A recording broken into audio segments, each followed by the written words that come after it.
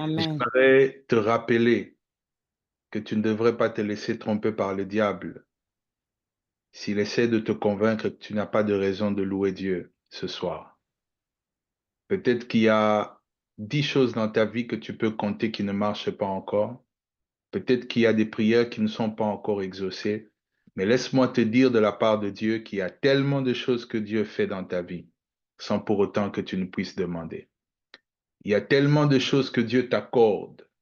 Je le dis pour que nous puissions vraiment, vraiment dire merci en sachant que nous avons des raisons de dire merci à Dieu. Aucun d'entre nous ne peut prétendre n'avoir même pas une seule raison de dire merci au Seigneur. Nous voulons lui être reconnaissants. La Bible dit, lorsque nous sommes infidèles, Dieu demeure fidèle. Et Dieu sait combien d'infidélité il y a eu dans nos cœurs, aujourd'hui ou dans les jours passés, et nous voulons lui être reconnaissants pour sa fidélité. Nous voulons lui être reconnaissants pour les prières exaucées. Nous voulons lui être reconnaissants pour celles qu'il n'a pas encore exaucées, mais que nous croyons qu'il exaucera. Entre dans ses portes ce soir avec des actions de grâce. Alléluia. Dis-lui merci. Merci pour tes enfants. Merci pour ta famille. Merci pour ton mari. Merci pour tes projets. Dis-lui merci pour ceux qui vont. Dis-lui merci même pour ceux qui ne vont pas. Alléluia. Que le diable t'entende rendre grâce à Dieu. Oh, gloire au Seigneur. Je dis que le monde spirituel t'entende dire merci au Seigneur du fond de Amen. ton cœur. Parce que tu as des raisons de rendre grâce. Oh, j'aimerais dire à quelqu'un, tu as des raisons de dire merci au Seigneur. Alléluia. Il y a un Amen. texte où le psalmiste dit, compte les bienfaits de Dieu, mets-les devant tous tes yeux. Tu verras que le nombre en est grand. Oh, j'ai dit, tu verras que le nombre. Il y a quelqu'un à l'hôpital qui est en train de rendre grâce plus que toi. Oh, je ne sais pas.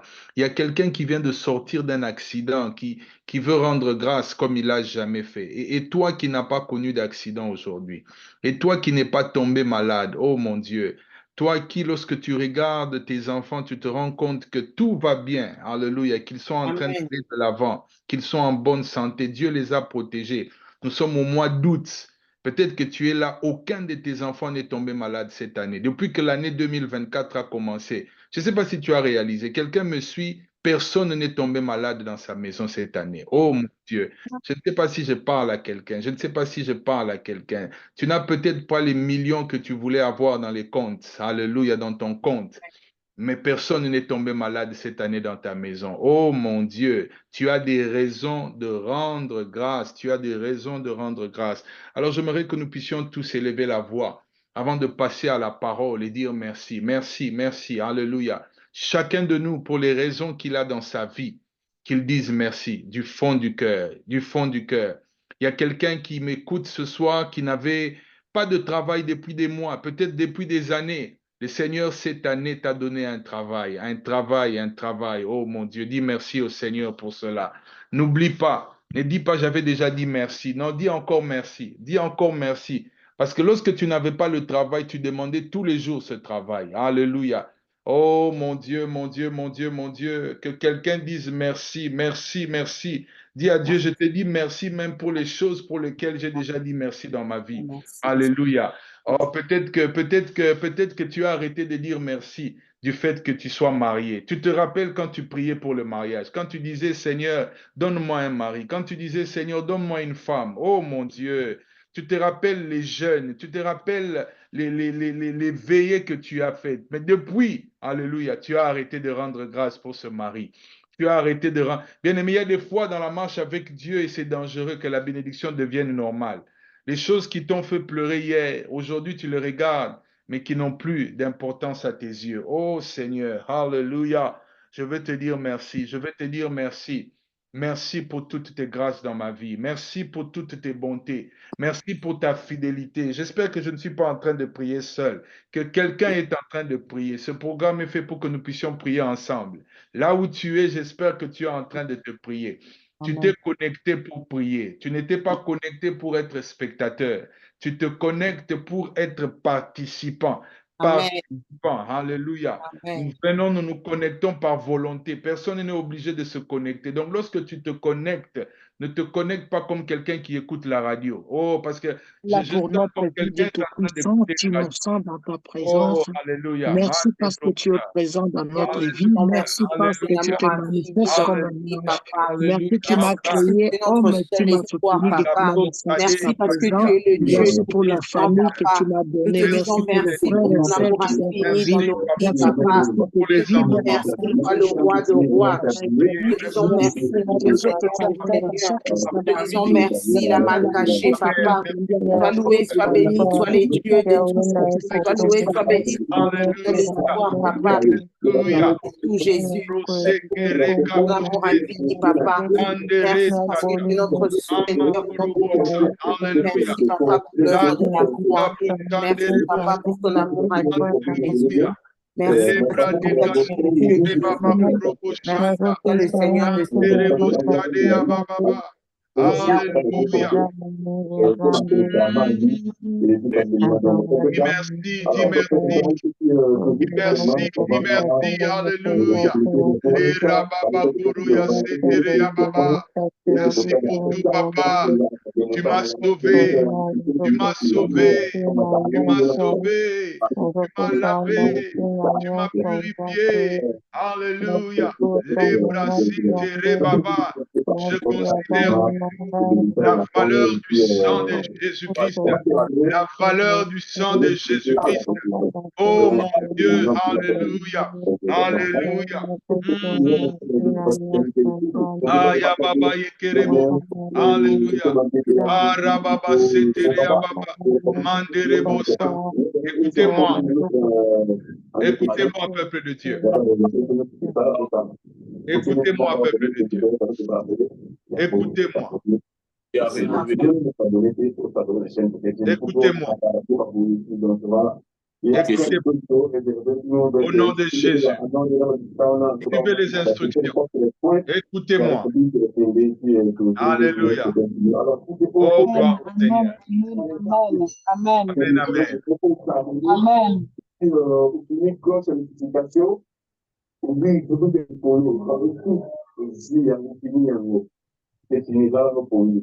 Pasteur Marc, je pense.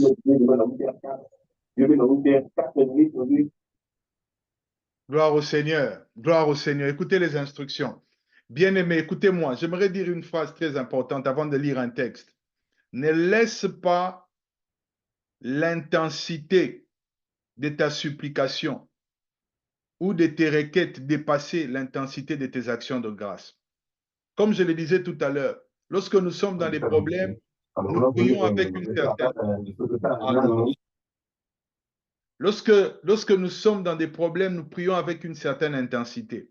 Lorsque nous traversons des moments difficiles et que nous avons besoin de la main de Dieu, il y a une intensité qui accompagne nos prières. Mais laisse-moi te dire, et je le sens fortement dans mon cœur, ne laisse pas l'intensité de la requête, de la prière, de demande, dépasser l'intensité de l'action de grâce. La Bible raconte quelque chose concernant les 10 lépreux que Christ avait guéris. Dans Luc chapitre 17, à partir du verset 11 jusqu'au verset 21, je crois. La Bible dit, comme Jésus entrait dans le village, 10 lépreux vinrent à sa rencontre, se tenant à distance. Et la Bible dit, ils élevèrent la voix et dirent, Jésus, Maître, aie pitié de nous. Il y a un point d'exclamation pour montrer comment était l'intensité, alléluia, de la requête de la prière. Ils étaient à distance, mais la Bible dit, ils élevèrent la voix et ils dirent, Jésus, Maître, aie pitié de nous. Vous connaissez l'histoire. La Bible dit, lorsque Jésus leur demanda d'aller se montrer auprès des sacrificateurs, et la Bible dit que, alors qu'ils étaient en chemin, pendant qu'ils y allaient, il arriva qu'ils furent guéris. Tous étaient guéris. Les 10 étaient guéris en chemin. La Bible dit, l'un d'eux, se voyant guéri, alléluia, revint sur ses pas. La Bible dit, écoutez-moi très bien, glorifiant Dieu à haute voix. Oh mon Dieu, alléluia. La Bible dit, quand il s'est rendu compte que Dieu l'avait guéri, il est revenu sur ses pas et il a fait en glorifiant Dieu à haute voix. La Bible ne s'arrête pas là. Elle ajoute, il tomba sur sa face. Il tomba sur sa face aux pieds de Jésus et il lui rendit grâce. Non seulement, bien-aimé, qu'en chemin, il revint en glorifiant Dieu. En d'autres termes, tout le monde entendait la louange qu'il était en train de donner. Et quand il arrive aux pieds du Seigneur, alléluia, il tombe sur ses pieds, aux pieds de Jésus, et il a continué à rendre grâce. Au point que quand vous lisez, vous vous rendez compte que l'intensité de l'action de grâce a dépassé l'intensité de la prière des requêtes. Alléluia. Bien-aimé, tu t'es prosterné lorsque tu demandais ce mari. Alléluia. Tu as dormi par terre. Lui ici, bien-aimé, quand il fallait rendre grâce, il a même fait ce qu'il n'avait pas fait quand il avait des problèmes, quand il était encore lépreux. J'aimerais qu'une action de grâce monte ce soir. Alléluia. Qui dépasse par rapport à une requête exaucée, par rapport à une prière exaucée. J'aimerais que tu dises et que tu fasses, alléluia, plus que ce que tu avais fait, alléluia, lorsque Dieu t'avait accordé cette requête. Que ta voix monte, que tes mains, alléluia, montent. S'il faut te coucher par terre, alléluia, fais quelque chose qui montre que ton intensité d'action de grâce n'a pas diminué. Alléluia. Est-ce que quelqu'un peut le faire ce soir? Est-ce que nous pouvons faire quelque chose pour dire merci ce soir? Dire merci à Dieu, merci à Dieu, merci à Jésus-Christ. Élève ta voix, rends grâce, rends grâce. Nous avons commencé ce temps de prière pour ceux qui viennent se connecter en disant que nous devons entrer dans ces portes avec des actions de grâce. Que quelqu'un rende grâce, alléluia, pour ses enfants. Que quelqu'un rende grâce encore, alléluia. Oh, tout le monde pouvait entendre ces lépreux, alléluia, rendre grâce. Oh, que quelqu'un t'entende Oh, rendre grâce. alléluia. Je dis que quelqu'un t'entende Merci rendre grâce. Seigneur. Alléluia. Merci Que Seigneur. quelqu'un t'entende rendre grâce Je pour suis ces enfants que reconnaissant Dieu t'a Seigneur. donnés, Je suis pour cette reconnaissant. femme que Dieu t'a donnée, pour ces Oh, enfants que merci Dieu mon t'a Dieu. donnés, pour, Merci mon alléluia, Dieu. le travail que Dieu t'a Merci donné. pour ta Oh, bonté. si ta voix pouvait être plus Merci pour ta forte grâce. que Merci pour lorsque ta tu pleurais miséricorde. pour ce travail. Merci Oh, pour mon si tes épouse, mains pouvaient Seigneur. Merci s'élever pour mes plus enfants. haut que lorsque, Merci, alléluia, Père il éternel. s'élevait pour prier Merci afin pour que mon Dieu mariage. t'exauce. Merci pour ma Adekaro maison, Sadea. Seigneur. Je Alléluia. te dis Tu merci, avais Seigneur. pleuré autrefois des Je te dis tristesses. merci. Plaise à Dieu que ce soir, que Je tu te dis pleures de merci, toi joie, qui es que des fidèle à larmes ta de parole. joie, que tu dises à Je Dieu, te dis oh, merci, toi je me souviens, qui as alléluia. pourvu à mes Je besoins suis au-delà tombé de mes malade, craintes, alléluia. Oh, éternel. Manderebo Sadea. Oh Seigneur, je te dis Lereba merci. Lebro Parce que Sekeyanda. tu Oh m'as Dieu, béni oh au-delà de ma Dieu. foi, Père céleste. Alléluia. Sur ces lits d'hôpital, C'est oh pas Dieu ma de foi, gloire. Père Ta éternel, main mais est c'est ta venue me grâce, éternel secourir. des armées. Voilà pourquoi je lève Tu ma l'as main. fait pour ta Je gloire, lève tu ma l'as fait main. pour ton Ce honneur, n'était pas Seigneur. toi. J'allais Je te être dis porté merci, éternel parmi des les armées. morts. J'allais être Toi le porté Dieu parmi grand et ceux qui sont redoutable, toi le partis Saint pendant la d'Israël, maudit toi le de Dieu Dieu. Je n'ai pas oublié. qui est Je riche te en dis bonté et lent la merci. colère, Je n'ai pas Seigneur. oublié. Je te dis Tu merci, ne oh m'as pas Dieu. traité selon mes Ah, des péchés, tu ne bras, m'as pas c'est traité selon quebrone. mes manquements, Alléluia. Seigneur. Je te dis merci. Oh mon Dieu. Tu m'as béni Oh au-delà de mon ma Dieu. prière, Oh Père mon éternel. Dieu. Mon âme Tu te as bénit. pourvu au-delà de ma Mon foi, âme ô te éternel Dieu bénit. Tout-Puissant. Alléluia. Ce Oh, soir, ô Père, je te dis Radabashaba. merci. Je suis reconnaissant pour ce que tu as fait, Arebosa. Père éternel. Alléluia. Merci pour Couple Oh, en Mission, Père éternel. Merci pour cette plateforme, Seigneur. Alléluia. Merci Oh mon pour Dieu. avoir enrichi mon Anderebosa. mariage par cette Oh plateforme, mon Dieu. Seigneur. Oh mon Dieu. Merci pour avoir Merci. fortifié mon mariage Alléluia. dans les voies de la Alléluia. justice par cette plateforme, oh mon Dieu. Je te dis merci ce que tu fais de près comme de loin, Seigneur. Alléluia. Comment exprimer ma gratitude, comment exprimer ma reconnaissance. Tu m'as béni au-delà de ma foi, tu m'as donné au-delà de ma prière, parce que tu fais au-delà de ce qu'on peut penser, Alléluia. même imaginer, Seigneur. Alléluia. Oh Père, nous te disons Amen. merci. Amen. Alors, est-ce qu'on peut tous acclamer le Seigneur? Est-ce qu'on peut tous acclamer le Seigneur? Acclame le Seigneur, acclame le Seigneur. Alléluia. Alléluia. Alléluia. Alléluia. Alléluia. Alléluia. Alléluia. J'aimerais que deux catégories de personnes continuent à acclamer. Écoutez-moi très bien, on va partager la parole, mais j'ai à cœur. La Bible dit, celui qui trouve une femme a trouvé le bonheur. Alors, si tu sais que tu as trouvé le bonheur, tu vas acclamer. Mais j'aimerais qu'on acclame aussi, écoutez-moi très bien. J'aimerais que ceux qui ont trouvé le bonheur acclament ce soir, disent vraiment à Dieu, mon mariage, c'est un bonheur que tu m'as donné, que tu acclames, que tu dises bravo Jésus pour ça. Alléluia. Oh, merci Seigneur. J'aimerais aussi, Alléluia. écoutez-moi très bien. Non, non, non, écoutez-moi. On va simplement acclamer. Quelqu'un d'autre doit acclamer parce que la Bible dit, si tu trouves un homme fidèle aussi, Un homme c'est une fidèle. bénédiction qui vient de Dieu. Alléluia. Les hommes fidèles, il n'y en a pas beaucoup, qu'on ne vous trompe pas. Il y a une femme qui doit simplement rendre grâce. Oh mon Dieu, le mari que tu m'as donné, c'est un homme fidèle. Jésus, bravo pour ça. Alléluia.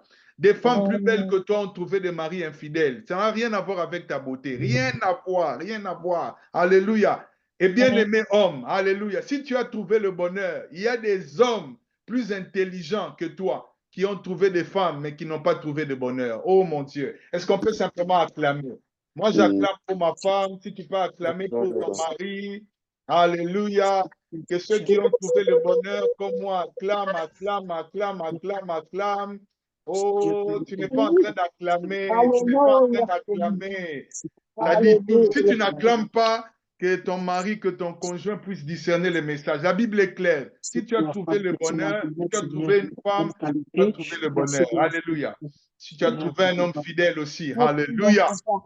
Et une bénédiction de Dieu. Amen, amen. Gloire au Seigneur. Gloire au Seigneur. Maman Nicole, aidez-moi avec les admissions. Il y a beaucoup de gens qui sont en train de se connecter. Ou Papa Rudy, Maman Nanou, si vous êtes connectés, je crois, aidez-moi. Comme ça, pendant que je serai en train de partager la parole, je vais... Oui, papa, je le fais. Merci. Amen. Amen. J'espère que nous allons très bien et que la joie du Seigneur est là. J'aimerais aller très vite, comme on n'a pas beaucoup de temps, droit au but par rapport au thème qui nous a été donné de partager ce soir. Nous bénissons Dieu.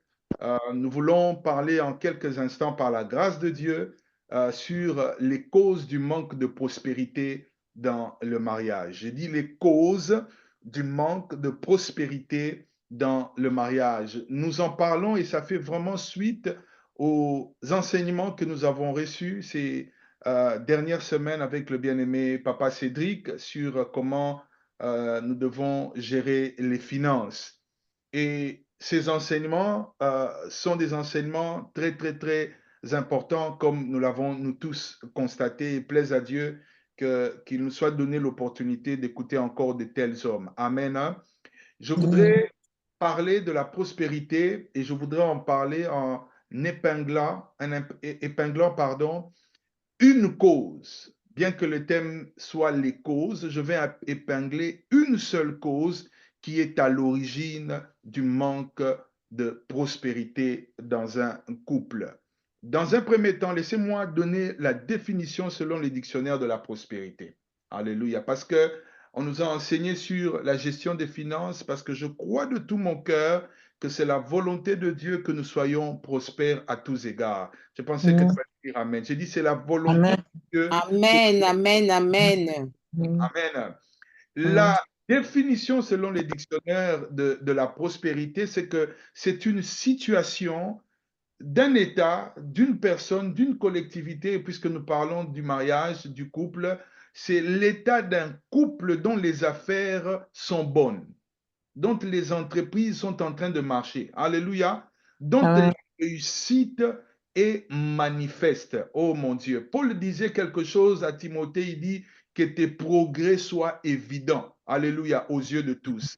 Lorsqu'il y a prospérité, les choses marchent, les affaires marchent dans les couples, les entreprises, les projets sont en train de marcher. La réussite financière, matérielle, alléluia, de ce couple est manifeste. Lorsqu'il y a prospérité, il y a ascension, il y a développement, il y a essor d'un foyer, d'une entreprise. Alléluia. Lorsqu'il y a prospérité, l'autre définition de la prospérité, c'est que, bien aimé, il y a une situation favorable. Il y a aussi, selon le dictionnaire, une bonne fortune. On est heureux. Alléluia. C'est l'état heureux d'une personne. du point de vue physique, financier, moral. On parle de la prospérité. La prospérité touche donc beaucoup de domaines. C'est un état de stabilité, c'est un état de bonheur. C'est la conséquence du succès, la prospérité. Alléluia. C'est un moment où le couple peut dire, nous sommes en train de traverser des moments favorables, des jours heureux. Alléluia. Une autre manière simple de le dire, c'est que tout va mieux, tout va pour le mieux dans le couple. Et plaise à Dieu que cette définition ou que cette définition soit la réalité de ton couple au nom de Jésus. Je disais plaise à Dieu. Alléluia. Que cela soit le partage de ton couple, de ton couple. Alléluia. De ton couple. En regardant ton couple, qu'on sache définir la prospérité. Alléluia. Quand on aura besoin de donner l'exemple de la prospérité, je prie que ton foyer soit cité. Je le répète encore, je suis en train de prier parmi les couples prospères. Alléluia, qu'on cite ton couple au nom de Jésus. Il y a une définition de la parole de Dieu. Lorsque nous lisons la parole de Dieu, le mot prospérer en hébreu veut dire avancer. Alléluia. Le mot prospérer veut dire progresser. Amen. Le mot prospérer veut dire réussir. Lorsqu'un couple est prospère, ce couple est en train d'avancer. Lorsqu'un couple est prospère, ce couple est en train de progresser, de réussir. Et c'est la volonté de Dieu que nous puissions réussir. Il y a un autre mot hébreu. Ce mot veut dire aussi être rentable. Et on sent que dans la pensée de Dieu, Dieu pensait aux entreprises. Que lorsque nous avons des entreprises, que ces entreprises soient rentables. Prospérité en hébreu veut dire mener à bien ce qu'on est en train d'entreprendre. Alléluia. Mener à bien, mener à bien. Prospérer veut dire réussir, réussir. Prospérer en hébreu veut dire aussi faire un bon voyage, un bon voyage. Et je crois que la vie, c'est un voyage. Je crois que le mariage est un voyage. On commence un jour et on progresse ensemble, mais que ce voyage soit un voyage prospère. Je dis que ce voyage soit un bon voyage. Oh, que ce voyage avec ton mari, que ce voyage avec ta femme soit un bon voyage. Quand c'est un bon voyage, les Hébreux disaient c'est un voyage où les difficultés sont éliminées sur le chemin. Alléluia. Pour la prière dans Romains chapitre 1er, le verset 10, il dit, je prie en tout temps pour les Romains, il dit, et je me maintiens, alléluia, dans la volonté de Dieu afin que le Seigneur m'ouvre le chemin pour aller vous voir. Lorsque tu fais ce voyage, tu aimerais que ce voyage, alléluia, qu'il n'y ait pas trop d'obstacles. Et lorsqu'il y a d'obstacles, que le Seigneur ouvre le chemin. Je prie que le Seigneur ouvre le chemin, que le Seigneur ouvre le chemin. La prospérité, c'est la santé physique aussi. Alléluia. La prospérité, c'est la santé physique. Vous connaissez le texte de 3 Jean, chapitre 1er, le verset 2, lorsque Jean écrit à son bien-aimé Agaius, il dit, je souhaite que tu prospères à tous égards et que ton corps se porte bien comme ton âme se porte bien et prospère. Oh Père, nous sommes en train de prier que dans nos couples, que nous puissions nous porter bien, pas simplement dans nos âmes, mais aussi dans nos corps. Oh, je prie pour ceux qui sont malades. Père, comme on n'a pas beaucoup de temps, ceux qui sont malades dans leur corps, que tu les touches ce soir au nom de Jésus. Je demande la prospérité dans les corps, au nom de Jésus, au nom de... Même pour ceux qui ont des maladies qui ont duré. Père, je chasse ces maladies ce soir au nom de Jésus. Que la main de Dieu te localise et que tu sois guéri, car il est écrit, je suis l'Éternel qui te guérit de toutes tes maladies, de toutes tes maladies. Que toutes tes maladies rencontrent la guérison au nom de Jésus-Christ. Amen. La prospérité dans la santé. Amen. Alléluia. Dieu veut notre prospérité et il veut la prospérité des couples. J'aimerais vous donner un texte très important, un texte que j'espère que vous allez relire et relire encore dans vos moments individuels. Le texte de Psaume chapitre 128, à partir du verset 1er. Psaume 128, si vous avez vos Bibles, lisez avec moi s'il vous plaît. Psaume chapitre 128. Dans certaines Bibles, l'intitulé de ce psaume, c'est la bénédiction pardon, du foyer de l'homme fidèle. J'ai dit la bénédiction du foyer. Oh mon Dieu. J'ai parlé de la bénédiction du foyer. Oh mon Dieu. Moi, quand j'ai lu cela, j'ai vu simplement bénédiction du foyer. J'ai dit Amen moi-même. Amen, Seigneur. Amen. Parce que je crois qu'on est en train de parler de mon foyer. Je ne sais pas si tu penses qu'on parle d'un autre foyer, mais ce verset qu'on va lire parle de mon foyer. Oh, alléluia. Si c'est ton cas, approprie-toi aussi ce texte. Psaume chapitre 128, à partir du premier verset.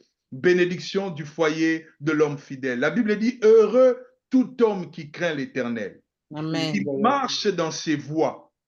Tu jouis alors du travail de tes mains. Amen. Alléluia. La Bible dit, tu jouis du travail de tes mains. La Bible dit, tu es heureux et tu prospères. Ta femme est comme une vigne féconde. Dans l'intérieur de ta maison, tes fils sont comme des plantes d'olivier autour de la table. C'est ainsi que est l'homme béni, l'homme qui craint l'Éternel. Oh mon Dieu, c'est ainsi que est béni, pardon, l'homme qui craint l'Éternel. L'Éternel te bénira de Sion et tu verras le bonheur de Jérusalem. Tous les jours de ta vie, tu verras les fils de tes filles, que la main soit sur Israël. On ne l'a pas bien lu. J'aimerais qu'on lise ce texte en s'appropriant cela. À la place de Sion, à la place de, je sais pas, prends le nom de ta famille, alléluia, de ton foyer, alléluia. J'aimerais que tu déclares ces paroles ensemble. On va le faire ensemble parce qu'on est en train de prêcher, on est en train de prier, on est en train de déclarer en même temps. Psaume chapitre 128. À mon signal que chaque couple déclare ces psaumes. Alléluia. Heureux, alléluia, est mon couple qui craint l'Éternel. Regardez comment on s'approprie la parole. Heureux est mon couple parce que nous craignons l'Éternel. Alléluia. Heureux parce que nous marchons. Nous sommes heureux parce que dans mon couple, nous marchons dans les voies de l'Éternel. Nous jouissons alors du travail de nos mains. Oh, je n'entends personne. Je suis en train de prier seul. Je suis en train de prier. Est-ce que quelqu'un prie avec moi? Nous sommes heureux et nous prospérons, ma femme et moi. Alléluia. Ma femme est comme une vigne féconde. Dans l'intérieur de notre maison, nos fils sont comme des plantes d'olivier autour de la table. Alléluia. C'est ainsi que moi et ma femme, nous craignons, nous sommes bénis, nous craignons l'Éternel. Alléluia. Oh, l'Éternel nous bénira des Sion. Nous aurons le bonheur tous les jours de notre vie. Et le verset 6, ma femme et moi, j'ai dit ma femme et moi, nous verrons les fils de nos fils. J'ai dit nous verrons les enfants de nos enfants. Nous verrons les enfants de nos enfants. Amen. Et que la paix de l'Éternel soit sur ma maison. J'ai dit que la paix de l'Éternel soit sur ma maison. Bien-aimés, écoutez-moi. Ce texte nous montre que c'est la volonté de Dieu que nos couples puissent prospérer. Alléluia. C'est la volonté de Dieu. Lorsque tu lis ces psaumes, tu dois regarder ton foyer et dire, voilà ce que Dieu veut pour ma maison. Voilà ce que Dieu veut pour mes enfants. Voilà ce que Dieu veut pour ma femme. Voilà ce que Dieu veut. La prospérité à tous égards. Amen. Lorsque Moïse bénit les 12 tribus d'Israël, j'ai beaucoup aimé la bénédiction sur Manassé, pardon, Nephtali. Il dit dans Deutéronome 33, le verset 23, sur Nephtali, il dit Nephtali, rassasié de faveur. J'ai dit Nephtali, rassasié de faveur. Seigneur, oh mon Dieu, rassasié de faveur et comblé des bénédictions de l'Éternel. Il dit, prends possession de l'Occident et du Midi. Père, je prie que les foyers qui me coûtent soient rassasiés de faveur. Rassasiés, alléluia, de faveur et comblés des bénédictions de l'Éternel. Écoutez bien, peuple de Dieu. J'aimerais donner 2 rappels importants, ou 3 peut-être. Premièrement, Dieu doit être la source de la prospérité. Il n'y a pas de vraie prospérité sans Dieu. Dieu, dans un couple, doit être à l'origine du véritable succès et de la réussite d'un couple. De la réussite spirituelle, la réussite dans l'âme et dans le corps. Voilà pourquoi, bien-aimés, je n'ai pas beaucoup de temps, mais j'aimerais que vous puissiez écouter et peut-être réécouter ce que je suis en train de dire. Quand vous lisez le psaume 128, vous allez vous rendre compte que le psaume 128 est précédé du psaume 127, qui est d'ailleurs le psaume préféré de Papa Rudy. Le psaume 127, c'est le psaume, alléluia, de l'homme qui bâtit sa maison avec l'Éternel. Si tu veux vivre le psaume 128 dans ton foyer, commence à demander le psaume 127. Yes. Oh, mon Dieu. Le psaume 127, c'est la condition de vivre la prospérité dans un foyer. Alléluia. Le psaume 127 précède le psaume 128. Les foyers qui veulent expérimenter le psaume 128 doivent au préalable rechercher le psaume 127. L'homme qui craint l'Éternel, alléluia, du psaume 128, c'est de l'homme dont il s'agit dans le psaume 127. Vous connaissez ces textes. Si l'Éternel ne bâtit la maison, ceux qui la bâtissent travaillent en vain. Si l'Éternel ne garde la ville, celui qui la garde, comment? Veille en vain. Est-ce que tu veux le psaume 128 dans ton foyer? Prie pour que le psaume 127 devienne une réalité. Alléluia. Amen. Pourquoi? Parce que Dieu est la source de la vraie prospérité. Amen. On ne veut pas des foyers où on bâtit sans Dieu. On veut bâtir, mais on veut bâtir avec Dieu. La deuxième des choses, rapidement, c'est que les promesses de la prospérité ne s'appliquent pas uniquement à la prospérité matérielle. Je dois le dire et c'est très important. Alléluia. Les promesses de la prospérité s'appliquent aussi, alléluia, à la prospérité dans le domaine de l'esprit, de l'âme, alléluia. Mais aussi, bien-aimés, nous ne pouvons pas limiter la prospérité à la prospérité spirituelle. C'est très important de rappeler cela. De Pierre chapitre 1er, le verset 3, Pierre dit, sa divine puissance nous a donné tout ce qui contribue à la vie et à la piété. Père, je demande tout ce qui contribue à la vie et à la piété pour mon couple. Pas simplement ce qui contribue à la vie, mais aussi ce qui contribue à quoi? À la piété. Alléluia. Amen. Alléluia. Très Amen. important. La Bible dit, Proverbe 10, 22, c'est la bénédiction de l'Éternel qui enrichit. Amen. Suivre d'aucun chagrin. Oh, mon Dieu. La Bible dit, je suis venu afin que mes brebis aient la vie et qu'ils aient cela en abondance. En abondance. Chapitre 10, le verset 10. Troisième rappel important. Dieu ne nous fera jamais prospérer matériellement au détriment de notre prospérité spirituelle. Je vais le rappeler. Dieu ne cherchera pas la prospérité du corps au détriment de la prospérité spirituelle. Amen. Hein? C'est très, très important d'avoir ce fondement dans les cœurs.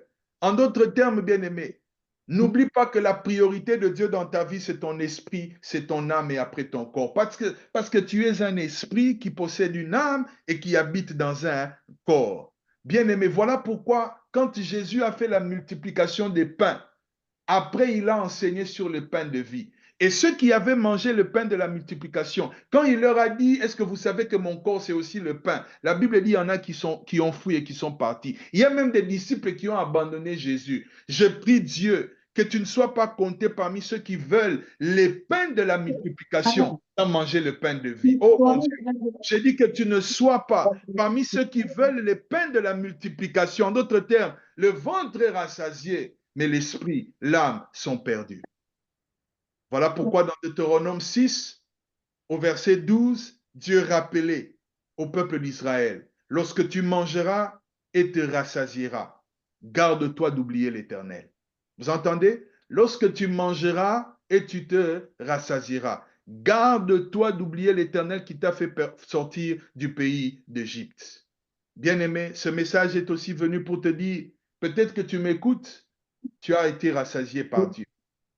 Mais est-ce qu'en te rassasiant, tu te souviens toujours de l'Éternel?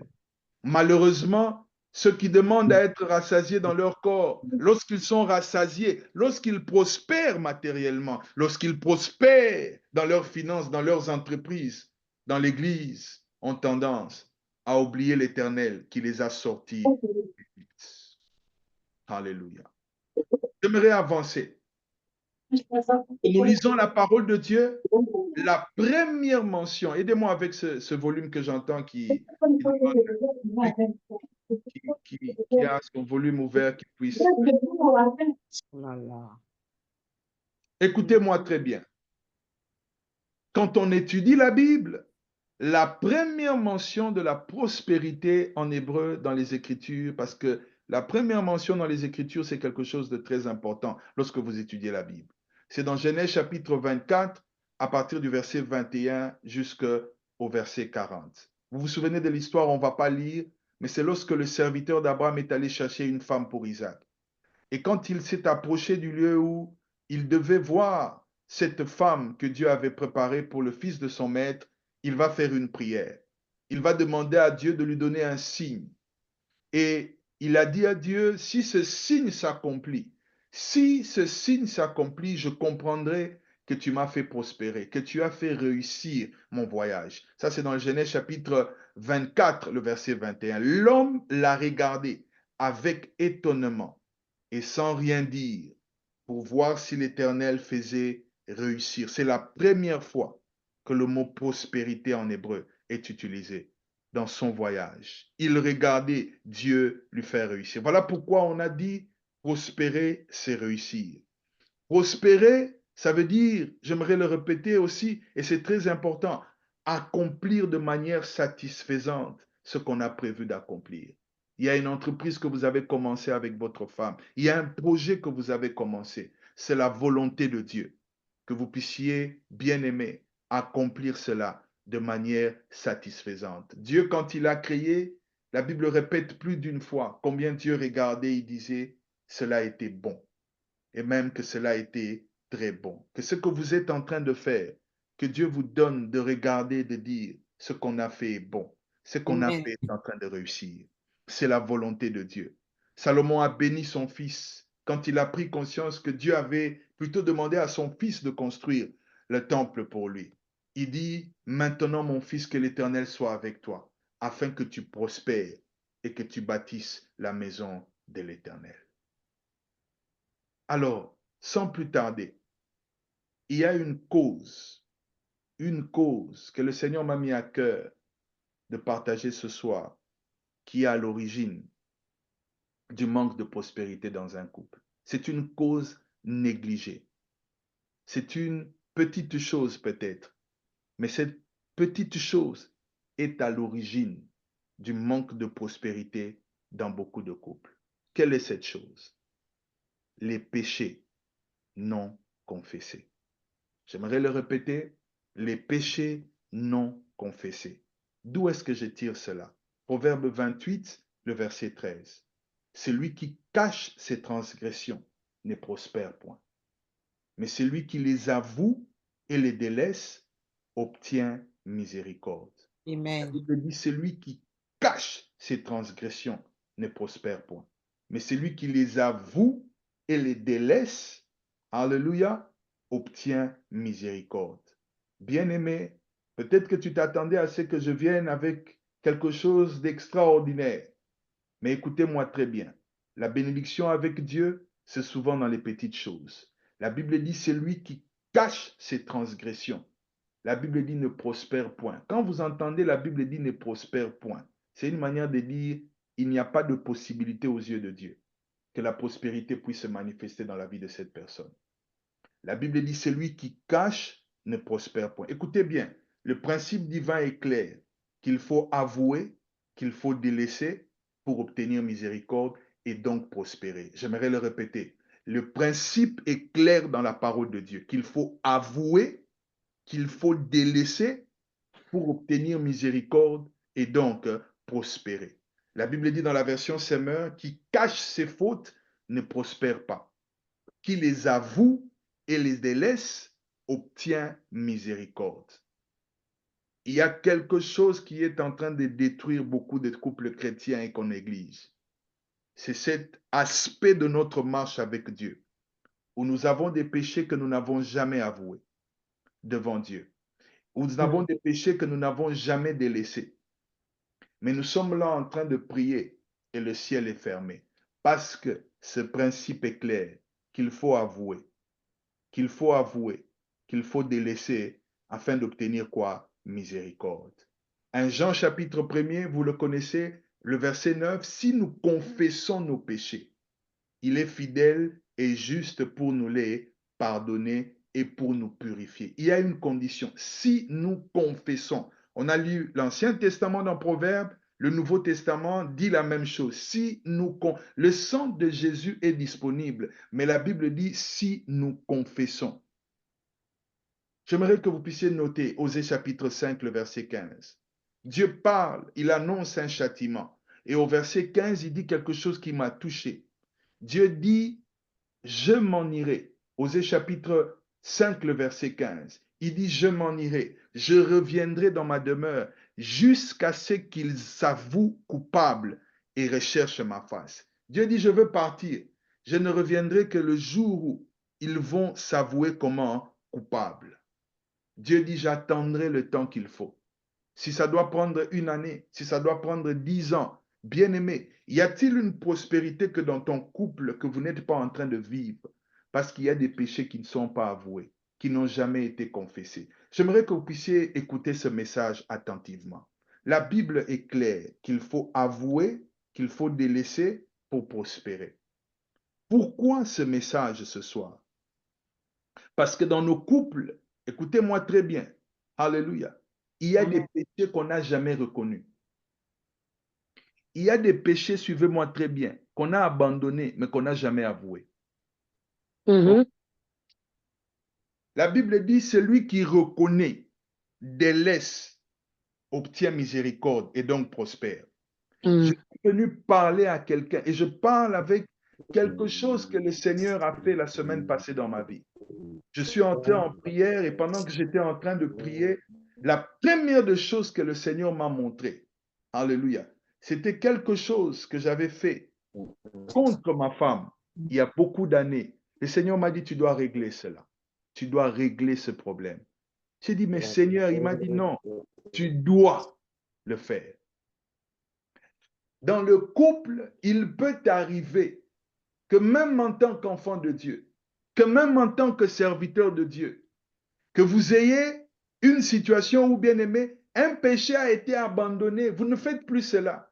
Vous avez arrêté de le faire. Mais Dieu sait et le ciel sait que vous n'avez jamais avoué devant Dieu. Vous avez juste abandonné en disant, Seigneur, j'ai laissé. Mais Dieu sait que tu n'as jamais reconnu ça. Dieu dit, j'attendrai. Pas quand ils vont commencer à chercher ma face. Il dit, quand ils vont d'abord s'avouer comment coupable. Parce que lorsqu'on avoue, c'est-à-dire qu'on a reconnu, alléluia, le péché comme étant quelque chose de mal, qu'on a reconnu l'acte qu'on a posé comme étant un acte répréhensible aux yeux de Dieu.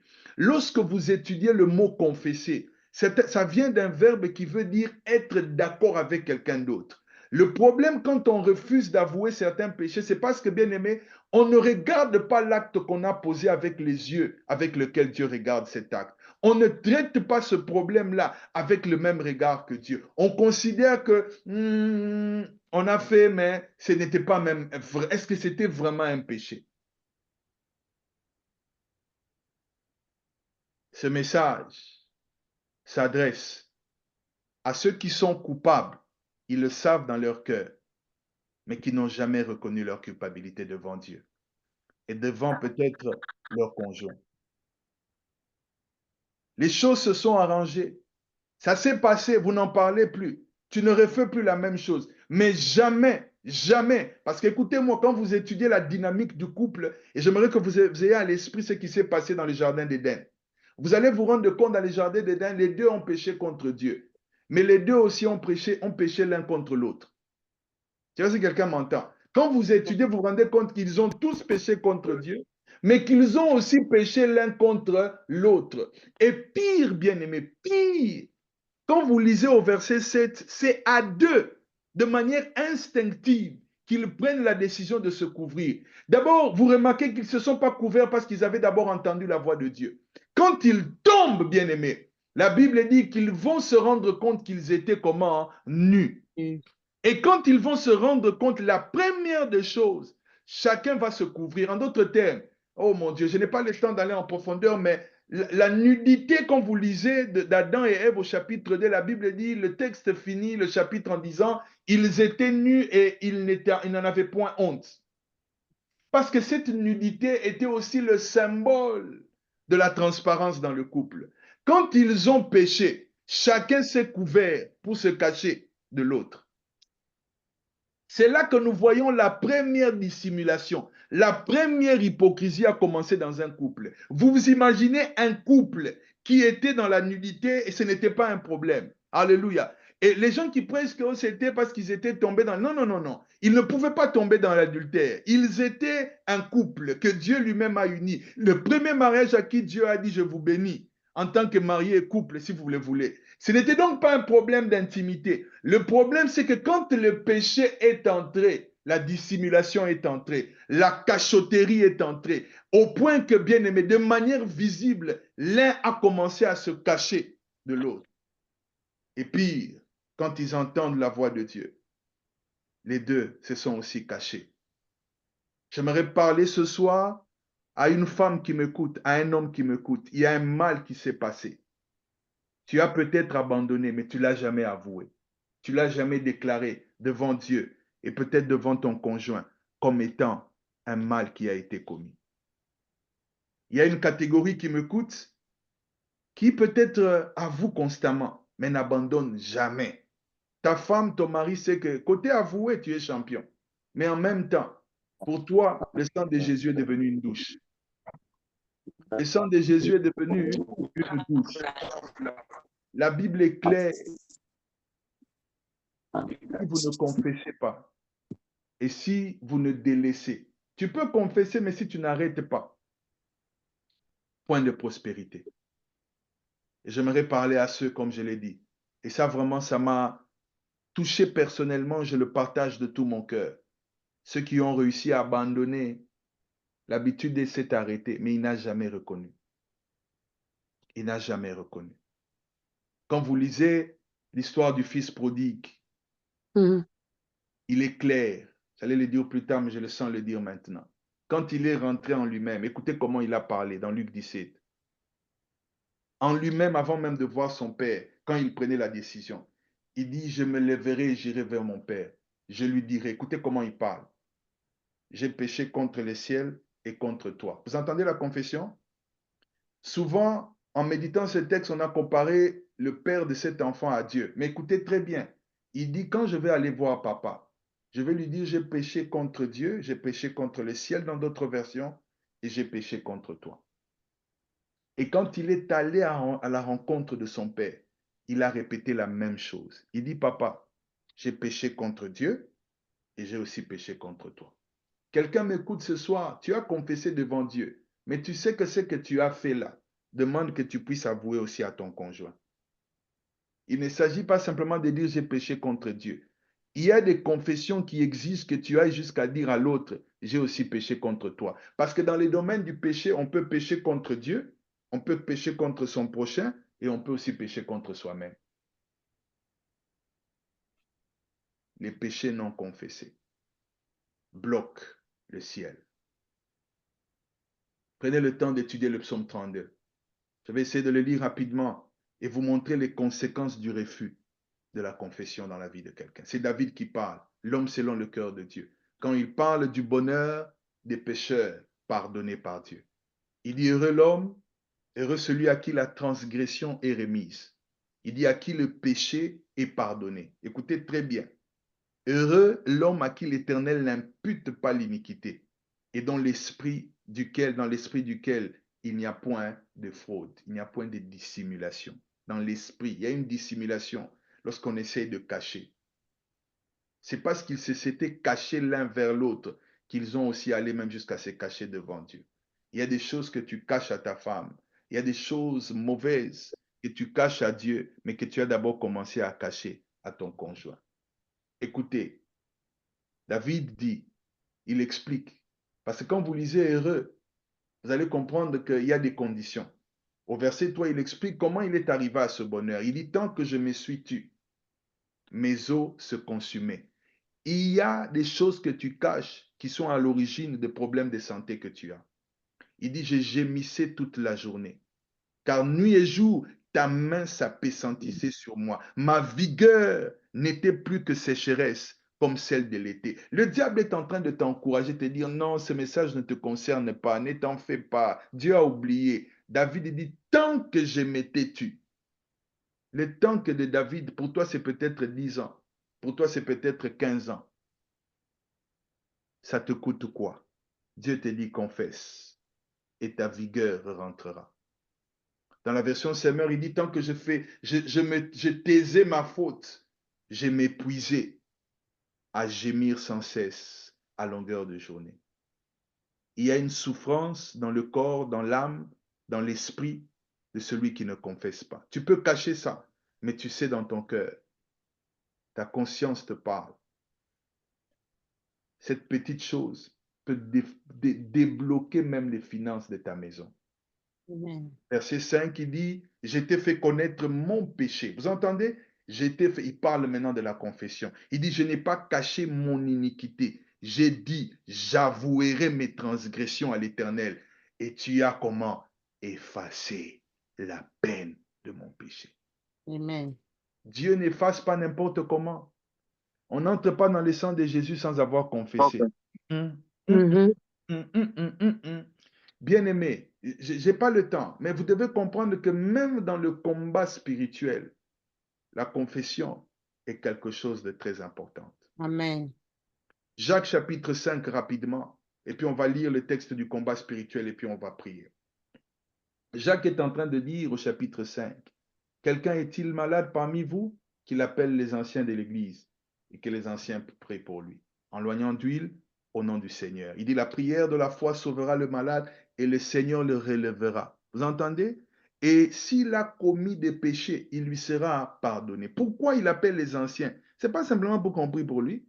En priant, il va dire pourquoi. Qu'est-ce qui ne va pas? Qu'est-ce qui s'est passé? Pourquoi tu en es arrivé là? Est-ce que c'est un péché? Si tu confesses, les anciens prieront. Verset 16, pardon. Il dit, principe, confessez donc vos péchés les uns aux autres. Vous entendez? Amen. Et priez les uns pour les... Bien-aimés, il y a des prières qui ne marcheront que lorsqu'on aura confessé d'abord. Amen. Le problème avec le pentecôtisme, et en tant que pentecôtiste que je l'ai dit, la confession n'est plus quelque chose d'important. Quand on priait, par exemple, chez les catholiques, je me rappelle que là-bas, c'était toujours qu'il fallait commencer avec la confession de péché. Et on a reproché ça dans le pentecôtisme en disant, mais pourquoi? Bien-aimé, bien-aimé, bien-aimé, la confession de péché est quelque chose de capital dans le monde spirituel, dans notre relation avec Dieu. Il dit, confessez les uns les autres et priez les uns pour les autres. Alléluia. Il dit, afin que vous soyez guéris. Sais-tu que il y a des choses, si tu ouvres ton cœur à ta femme, tu n'auras même pas besoin de voir ton pasteur. Il y a des choses que ta dîme ne va pas débloquer. Il y a des choses que ton offrande ne va pas débloquer. La confession va débloquer. Il y a des guérisons que tu vivras que lorsque tu accepteras de confesser. J'aimerais finir avec ce texte qui montre comment est-ce que dans notre combat contre le diable, il faut être très, très, très attentionné par rapport à cet aspect. La Bible dit, il rôde notre adversaire. Et quand il rôde, c'est parce qu'il est à la recherche des choses qu'il peut emmener auprès de Dieu contre nous. Dans Zacharie chapitre 4, j'aimerais qu'on le lise, Zacharie chapitre 4. Zacharie, s'il vous plaît, chapitre 4. Pour vous montrer l'impact des vêtements sales devant la présence de Dieu. Zacharie, chapitre 3, pardon. Zacharie, chapitre 3. C'est un texte très profond. À partir du verset 1er, il dit, il me fit voir Josué, le souverain sacrificateur, debout devant l'ange de l'Éternel. Et il dit, et Satan qui s'éteignait à sa droite pour l'accuser.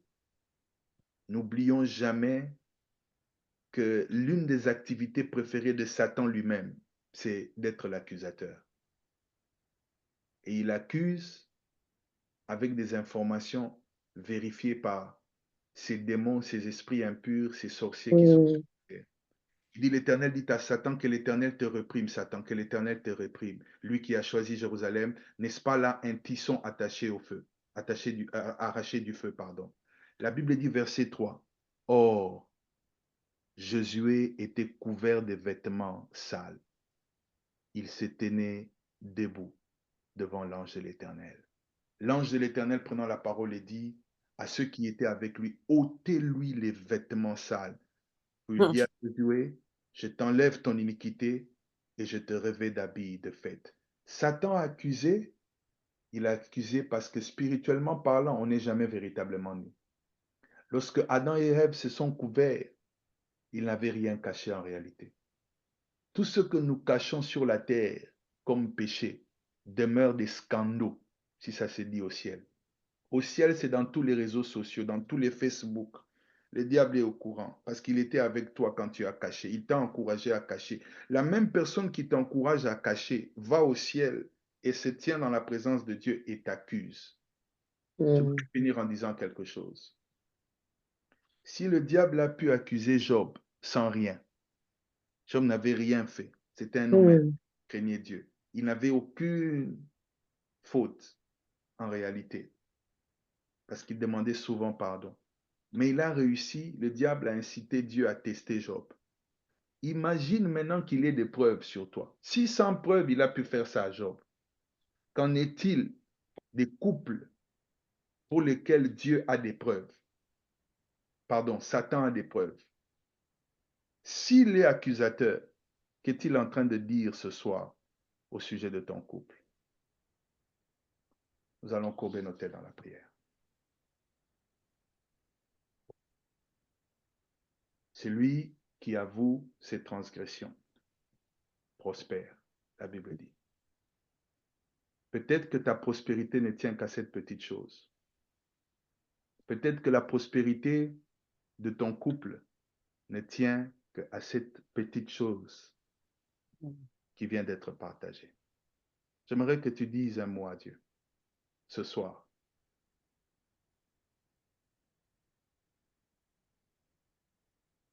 Dieu aimerait que tu avoues.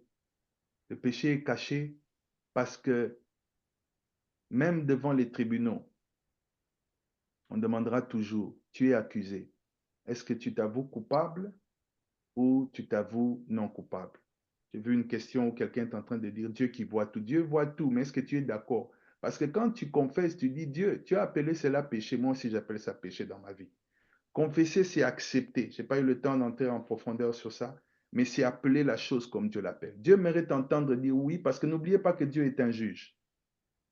Les juges peuvent avoir des preuves, peuvent avoir des vidéos, mais dans un tribunal, on te posera toujours la question. Tu plaides quoi? Coupable ou non coupable? Et je t'encourage ce soir, là où Dieu t'a parlé, à plaider coupable. Je vais remettre la parole à Maman Nicole.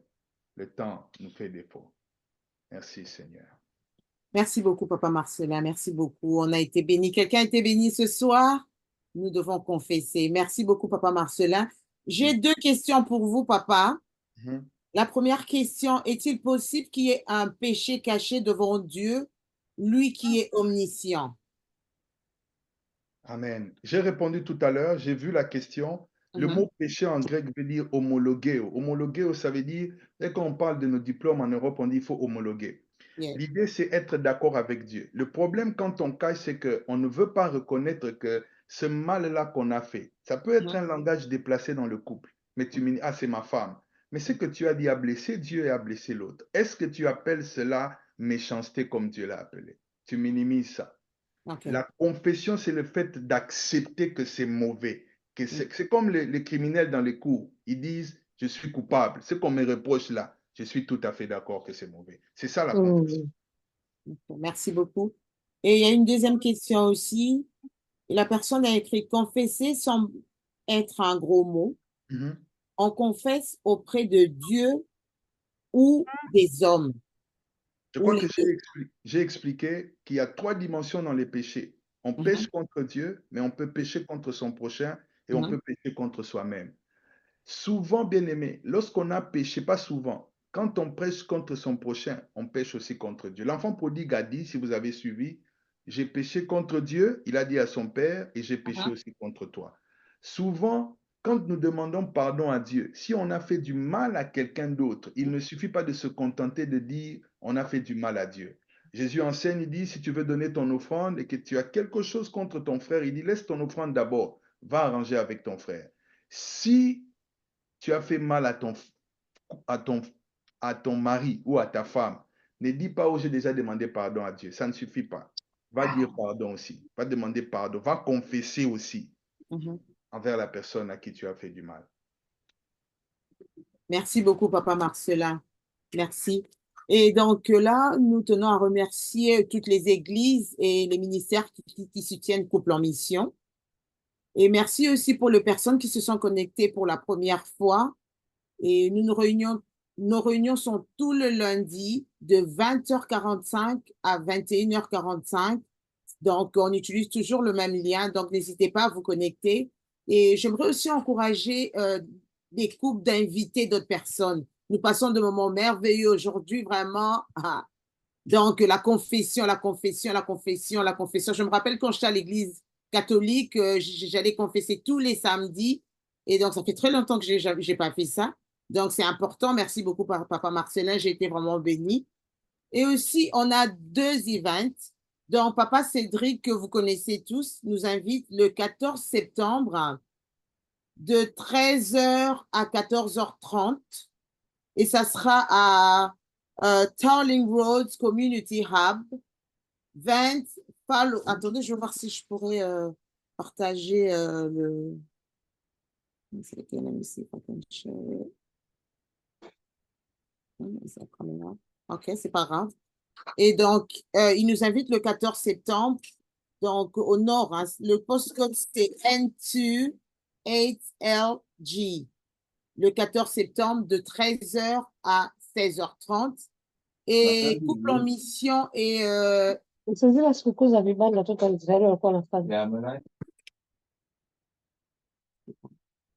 Et Couple en Mission et Éclair Church nous invite aussi le 28 septembre de 14h à 19h. C'est au nord aussi, N2260B. Et il y a une contribution de 20 pounds par personne. Donc, on a 2 réunions le 14 septembre de 13h à 16h30. Papa Cédric. Et Couple en Mission et Éclair Church, c'est le 28 septembre de 14h à 19h. Et Couple en Mission et Éclair Church, ça sera une contribution de 20 pounds par personne. Donc, n'hésitez pas à soutenir. Hein. Donc, on vous invite tous, venez participer. Donc, papa, on sera bénis avec Papa Cédric.